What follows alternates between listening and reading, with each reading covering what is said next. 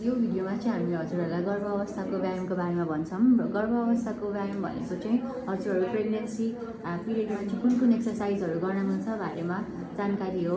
र यसमा चाहिँ हामीले तपाईँले यो एक्सर्साइजहरू अथवा व्यायामहरू चाहिँ कुन बेलामा गर्न मिल्ने हुन्छ भनेर र गर्न नमिल्ने अवस्थाको बारेमा भन्छौँ। र फर्स्टमा हामी गर्न मिल्ने अवस्थामा छौँ र स्वस्थ गर्भवतीले यो अभ्यासहरू गर्न मिल्छ। अत्याधिक वजन वृद्धि हुने यो पिरियड हो, त्यही भएर यति बेलामा पनि हामीले यो एक्सर्साइजहरू गर्न मिल्छ। ढाड दुख्ने समस्याको बेलामा पनि हामीले यो एक्सर्साइज गर्न मिल्छ। कब्जियत अर्थात् कन्स्टिपेसन र सुगर अथवा डायबिटिजको रोग देखेको छ भने पनि यो एक्सर्साइज गर्न सक्छौँ। तपाईँहरूको बडी पोस्चर्स नमिलेको अवस्था हुनसक्छ गर्भावस्थामा, त्यो बेलामा पनि हामीले यो अभ्यास गर्न सक्छौँ। शारीरिक नभइकन मानसिक रूपमा पनि यो गर्भावस्था भिन्न हुने कारणले गर्दाखेरि तनाव, चिन्ता र निन्द्राको समस्या पर्न जान्छ र यो अवस्थामा पनि हामीले यो अभ्यासहरू गर्न सक्छौँ। अब हामीले गर्न नमिल्ने अवस्थामा जाऊँ र गर्न नमिल्ने अवस्थामा चाहिँ हामीले मुटु र फोक्सो रोगीका बिरामीहरूले यो अभ्यास नगर्नु भन्छौँ। असक्षम पाठेघरको मुख छ भने यो अभ्यास नगर्नु होला। अनि मल्टिपल प्रेग्नेन्सी अथवा धेरै गर्भावस्था छ भने पनि यो अभ्यासहरू नगर्नु होला। यौनबाट पानी वा रगत आएमा पनि यो अभ्यास रोक्नु होला।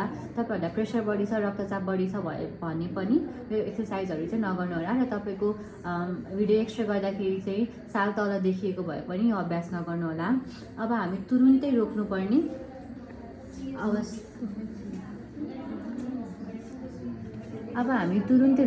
अवस्थाको बारेमा जानकारी लिउँ। र तुरुन्तै रोक्नुपर्ने अवस्थाहरूमा चाहिँ के छ भन्दाखेरि तपाईँहरूको यदि यौनबाट रगत बगेमा यो अभ्यास चाहिँ रोक्नुपर्छ। चक्कर र बेहोस यो अभ्यासहरू गर्दा गर्दै तपाईँहरूलाई चक्कर आयो, बेहोस हुन लागेको जस्तो फिल भयो भने चाहिँ हजुरहरूले यो एक्सर्साइज रोक्नु होला। पेट दुखाइ, तल्लो पेट दुख्ने, त्यसपछि छाती दुखाइ हुने, टाउको दुखाइ हुने, सास फेर्न गाह्रो हुने भएको अवस्थामा चाहिँ हजुरहरूले यो अभ्यासहरू चाहिँ तुरुन्तै रोक्नु होला।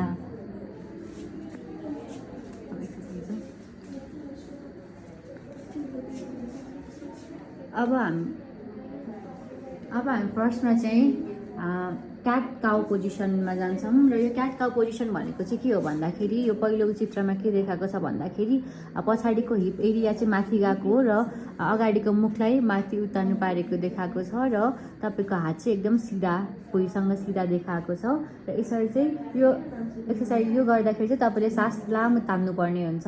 र पछि अर्को दोस्रो क्याट पोजिसनमा चाहिँ हिपलाई माथि उचालेर तपाईँको चिउरोले चाहिँ छातीमा छोएर सास चाहिँ बिस्तारै फाल्नुपर्ने हुन्छ।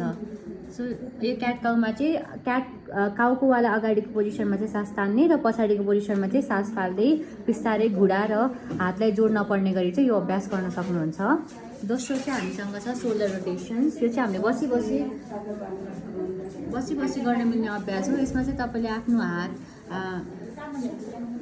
सोल्डरमा राखेर चाहिँ अगाडिपट्टि घुमाउने र पछाडिपट्टि घुमाउने गर्न सक्नुहुन्छ। त्यसपछि हामीसँग अर्को छ बटरफ्लाई पोजिसन। यो पोजिसनमा चाहिँ हामी तल म्याट राख्ने र यो म्याट राखेपछि चाहिँ आफ्नो कम्फर्टेबल पोजिसनमा बसेर दुईवटा आफ्नो खुट्टा पैताला जोडेर चाहिँ माथि तल गरेर चाहिँ यो गर्न सक्छौँ। अर्को छ हामीसँग एब्डोमिनल ब्रिदिङ। यसमा चाहिँ एउटा हात छातीमा र एउटा हात पेटमा राखेर लामो सास फेर्ने। सास तान्दाखेरि पेट बाहिर जान्छ र सास बिस्तारै क्यान्डल निभाएको जसरी फु गरेर चाहिँ सास फाल्न सक्नुहुन्छ। त्यसपछि हामीसँग छ डिप स्क्वाट। यसमा चाहिँ हामीले स्क्वाट पोजिसनमा चाहिँ बस्न सकिन्छ। त्यसपछि हामीसँग छ पेल्भिक टिल्ट। यसमा चाहिँ हामीले के गर्नुपर्छ भन्दाखेरि उतानु परेर सुत्ने र हात पछाडि राखेर पछाडिको हिप र पेटलाई चाहिँ माथिपट्टि लग्ने। यो 3-4 सेकेन्ड माथि लगेर त्यसपछि फेरि तल झार्न सक्नुहुन्छ। जसको कारणले गर्दाखेरि चाहिँ पाठेघर वरिपरिको मांसपेशीमा रगत सञ्चालन राम्रो हुनसक्छ। त्यसपछि हामीसँग छ काफ एक्सर्साइज। काफ एक्सर्साइजमा चाहिँ के गर्ने भन्दाखेरि हामीले आफ्नो खुट्टाको बुढी अम्लाले भुइँमा छोएर पछाडिपट्टिको खुट्टा चाहिँ उचाल्नुपर्छ र यो गरेर चाहिँ पछाडि खुट्टामा रगत सञ्चालन राम्ररी हुन जान्छ।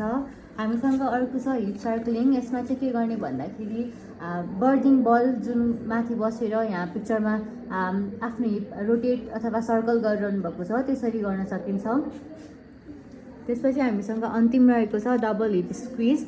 यसमा चाहिँ बर्दिङ बल अथवा कुनै पनि टेबलमा सपोर्ट गरेर अगाडिको हातले पछाडि एउटा पार्टनरले चाहिँ तपाईँहरूको पछाडि हिप ढाडलाई चाहिँ प्रेस गर्न सक्नुहुन्छ, जसको कारणले गर्दाखेरि चाहिँ तपाईँलाई कन्ट्र्याक्सन आएको र दुखाइ आएको बेलामा चाहिँ सहज पुग्न जान्छ।